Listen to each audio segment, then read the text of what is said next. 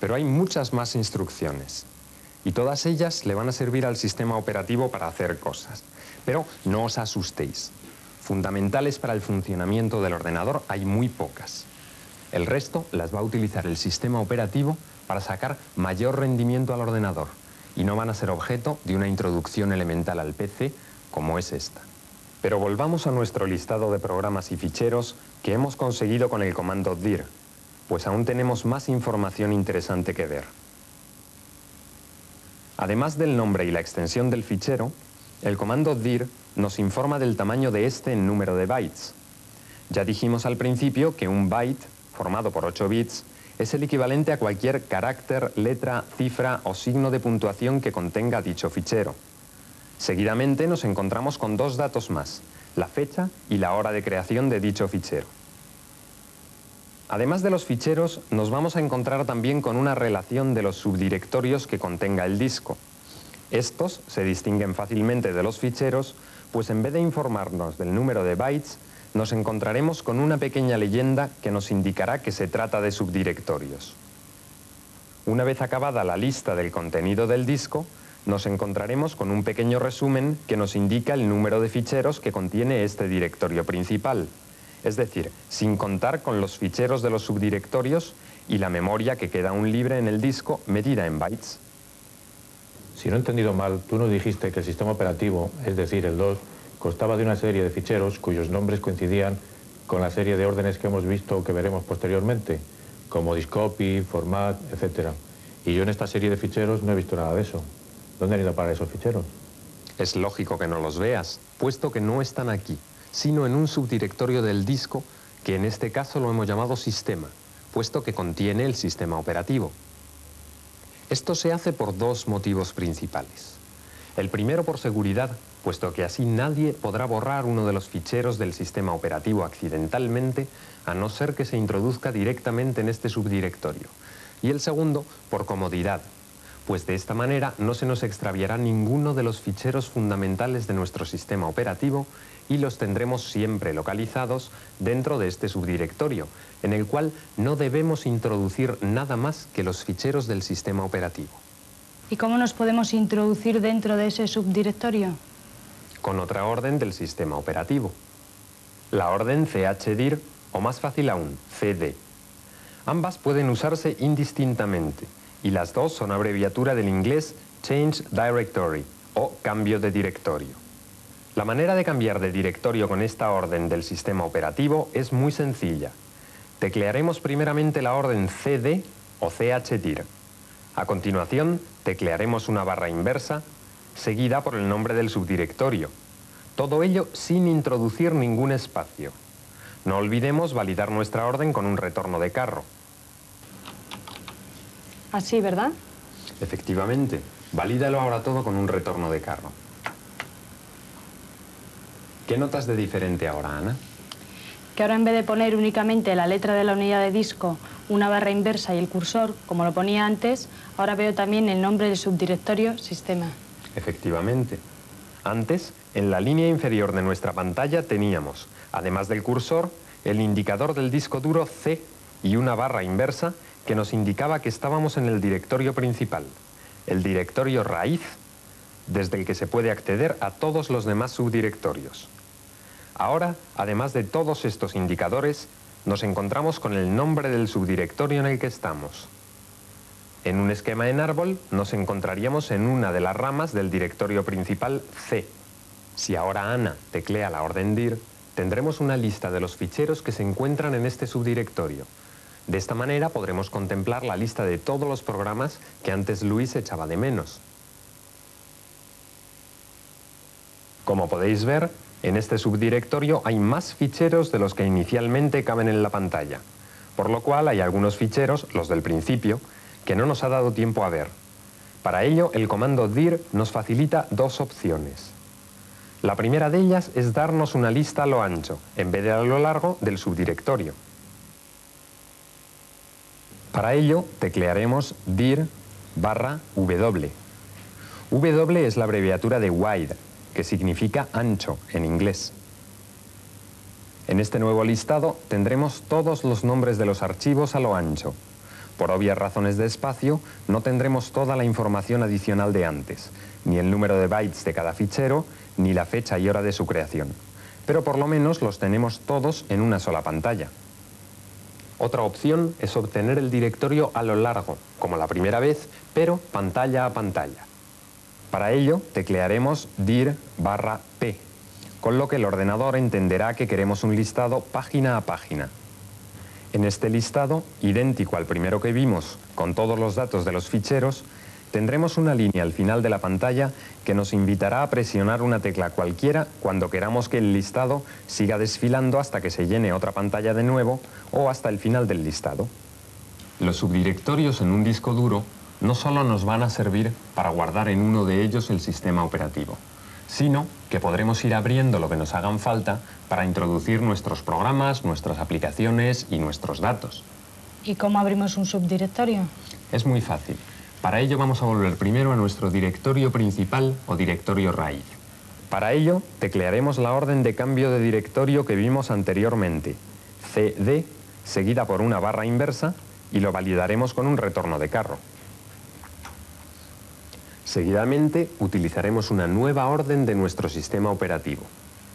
La orden mkdir, o más fácil aún, md, que significa Make Directory o Crear Directorio. El procedimiento de utilización es igual a la orden que vimos anteriormente. Teclearemos md o mkdir, seguido por una barra inversa y el nombre que queramos dar al nuevo directorio, sin olvidar de validarlo con un retorno de carro. Vamos a imaginar que hemos adquirido un programa de tratamiento de textos que nos va a servir para gestionar toda nuestra correspondencia. Dicho programa vamos a meterlo en un subdirectorio del disco duro que vamos a llamar, por ejemplo, textos, y que nos va a servir para ir a por él cada vez que lo necesitemos. Ahora vamos a pedirle a Ana que cree un subdirectorio llamado textos, siguiendo las instrucciones que antes hemos comentado. Tecleo md, un espacio y el nombre del nuevo subdirectorio, o sea, textos. Si ahora, mediante la orden dir, pedimos al ordenador un listado del directorio raíz, veremos que entre los subdirectorios tenemos uno nuevo, llamado textos, que es el que acabamos de crear. Nuestro nuevo subdirectorio textos está ya creado, pero está vacío, no contiene ningún fichero. Ahora tendremos que copiar los ficheros que contenga el disquete que hemos adquirido dentro de nuestro nuevo subdirectorio. Con ello evitaremos tener que utilizar el disquete cada vez que queramos trabajar con nuestro tratamiento de textos, pues todos sus programas se encontrarán ya sobre el disco duro, suprimiendo el riesgo asimismo de estropear el disquete original.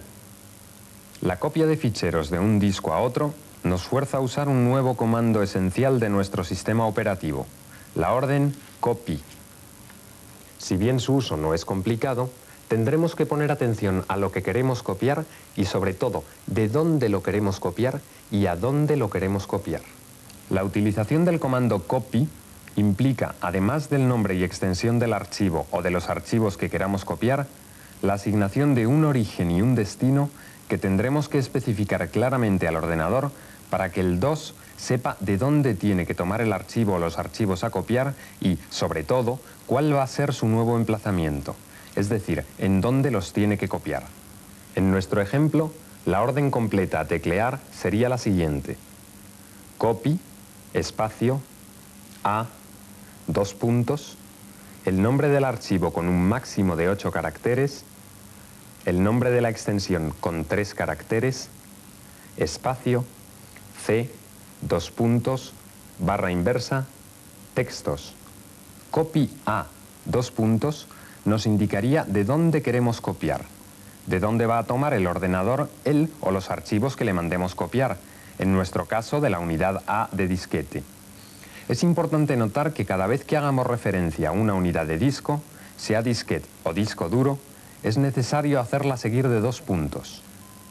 A, 2 puntos, B, 2 puntos, C, 2 puntos. Si no, el ordenador no la reconocerá como tal unidad de disco.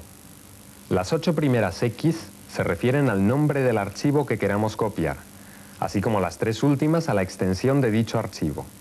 No olvidemos el punto que ha de separar al nombre de la extensión. C:\" textos indica al sistema operativo dónde queremos copiar dicho archivo, en nuestro disco duro y en un subdirectorio que acabamos de abrir llamado textos. No olvidemos validar nuestra orden con un retorno de carro. Pero antes fijémonos en 4 detalles importantes. Entre copy espacio A:" y el nombre del archivo no debe de existir ningún espacio. Pero entre la extensión del archivo y la unidad a la que éste ha de ser copiado, ha de haber obligatoriamente un espacio. Entre el nombre del archivo y su extensión hay que poner siempre un punto, a pesar de que en la lista que obtengamos con la orden dir no aparezca. Para especificar un directorio determinado, hemos de señalárselo al sistema operativo a base de una barra inversa. Con estas indicaciones ya podrías comenzar a copiar el contenido de tu disquete en tu directorio textos del disco duro. Pero antes es necesario que veas los nombres de los archivos que tienes en tu disquete y así saber lo que vas a copiar. Para ello has de introducirlo en la disquetera A y cambiar de unidad de disco, de la C a la A, para poder visualizar una lista de los archivos existentes en tu disquete. Para ello has de teclear la letra de la unidad de disco a la que quieres dirigirte, seguida por 2 puntos. Si ahora realizo una orden dir, tendré la lista de los archivos del disquete. ¿No es así? Efectivamente. Como podéis ver, este disquete tiene bastantes archivos. Para copiarlo todo, tendríamos que teclear la orden copy para cada archivo, con todos los elementos que antes ya hemos explicado. Si en un disquete como este, con 10 o 12 archivos, esto resulta ya engorroso, imaginaos un disquete que tenga 50 o 100 archivos. Podríamos tirarnos toda la mañana copiando. Adivino que habrá alguna manera de evitarlo. Por supuesto que la hay. Tal como está, Ana, vas a teclear copy, espacio, asterisco, punto, asterisco, otro espacio, C, 2 puntos, barra inversa y textos. Con este sencillo comando copiaremos todo el contenido del disquete en nuestro subdirectorio textos del disco C. Ya no hará falta especificar la unidad de disco origen, puesto que al encontrarnos en la unidad A es la que el 2 cogerá por defecto como origen. El signo asterisco hace las veces de comodín, es decir, al poner un asterisco, un punto y otro asterisco, le informaremos al sistema operativo que queremos copiar todos los archivos que encuentre, tengan la extensión que tengan, es decir, todos los archivos existentes en el disco. No debemos olvidar especificar la unidad destino, es decir, el directorio textos del disco duro C. Como puedes ver, el ordenador te va informando de los ficheros que va copiando y te avisa cuando ha acabado con el número de ficheros que ha copiado. Ya tenemos copiado el disquete en el disco duro y lo que es más, en el directorio que nosotros hemos creado a tal efecto. Para comprobarlo, no tendremos más que introducirnos en dicho directorio y realizar una lista de su contenido con la orden dir.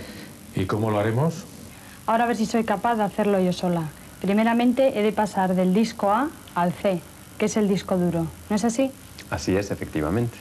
Y luego utilizaré la orden CD, seguida por una barra inversa y por el nombre del subdirectorio al que quiera ir. En este caso, textos. Y finalmente lo valido todo con un retorno de carro. Ahora tecleo la orden dir, retorno de carro de nuevo y aquí están todos nuestros archivos. Veo que lo has comprendido muy bien. Pero si era tan fácil copiar todos los archivos del disquete al disco duro con los símbolos comodín, es decir, con esos asteriscos, ¿por qué nos ha hecho falta explicar todo lo anterior? Porque efectivamente esta última es la manera más fácil de copiar todos los archivos de un disquete a otro disquete o a un disco duro o viceversa. Pero la primera manera que hemos explicado nos va a servir para copiar solo un archivo, o 2 o 3, y no necesariamente todos, situación en la que nos encontraremos cuando queramos hacer una copia de seguridad de nuestros datos, por ejemplo, sin tener que copiar también el programa. Lo veremos algo mejor al analizar los paquetes integrados de software un poco más adelante. El comando copy nos va a resultar además esencial para realizar copias de seguridad no solo de nuestro sistema operativo y de nuestros programas, sino también de nuestros archivos y datos. Hasta aquí hemos visto la importancia del sistema operativo, del DOS, en el funcionamiento de nuestro ordenador. Así como los comandos más importantes de este: format, dir, discopy, chdir o cd, mkdir o md y copy. Vamos a ver aún 7 comandos más que, si bien no son absolutamente esenciales, nos serán de gran utilidad para internarnos un poco más en el manejo de nuestro sistema operativo y, por tanto, poderle sacar el mayor partido a nuestro ordenador. Estos son los siguientes: rmdir o rd, que es una orden que nos servirá para suprimir un directorio o subdirectorio que hayamos abierto en nuestro disco duro y que, por cualquier razón, ya no nos interese tener. Su sintaxis es la misma que cuando utilizábamos la orden md o crear directorio. Teclearemos rd, seguido por una barra inversa y por el nombre del directorio a eliminar. Es importante hacer resaltar que antes de borrar cualquier directorio o subdirectorio, este ha de estar vacío, es decir, no ha de contener ningún fichero. del, del inglés delete, es una orden del sistema operativo que nos servirá para suprimir o borrar ficheros. La mecánica de utilización es parecida a la de la orden copy, pero más sencilla. Para borrar un fichero no tendremos más que teclear la orden del, un espacio y el nombre del fichero, con su correspondiente extensión, seguido todo por un retorno de carro. También aquí podremos utilizar el comodín del asterisco, pero evidentemente con mucha precaución, puesto que si tecleáramos del asterisco punto asterisco, estaríamos borrando todo el contenido del disco donde nos encontremos, situación que a veces nos interesará para borrar completamente un disquete, pero que a veces nos puede resultar fatal si por error la realizamos sobre el disco duro. En este caso, el comodín nos puede resultar útil para borrar o copiar, en caso de una orden copy, una serie de ficheros con una misma extensión. Esta orden, por ejemplo, del espacio asterisco.jrm, nos borraría todos los ficheros que tuvieran la extensión JRM independientemente de su nombre. CLS, apócope del inglés Clear Screen, es una orden del sistema operativo que nos va a limpiar la pantalla. La manera de usarla no puede ser más simple. Teclearemos CLS seguido de un retorno de carro. Con ello tendremos la pantalla limpia, con el indicador del disco en el que nos encontramos, seguido del cursor en el ángulo superior izquierdo de la pantalla. Rename es una orden que nos va a servir para cambiar de nombre a un archivo. Su sintaxis es igualmente muy sencilla. Teclearemos la orden rename, seguida de un espacio, el nombre y la extensión del fichero que queramos renombrar. Otro espacio y el nombre y extensión nuevos que le queramos poner a nuestro fichero. La orden rename no va a afectar para nada el contenido de nuestro fichero, únicamente le cambiará el nombre. Date y time son dos órdenes que, como su propio nombre indica, sirven para programar o reprogramar la hora del ordenador. Todo PC lleva un pequeño reloj interno que se inicializa al poner en marcha el ordenador, como ya vimos. Con estos dos comandos del DOS podremos cambiar la fecha o la hora de dicho reloj interno. Su sintaxis es muy sencilla. Teclearemos cualquiera de las dos, por ejemplo, date, seguido por un retorno de carro. El ordenador nos mostrará la fecha que su reloj interno tiene y nos invitará a introducir otra. Si no queremos cambiarla, bastará con pulsar de nuevo la tecla intro o el retorno de carro. La misma maniobra se realizará para la función time, pero en vez de con la fecha, con la hora.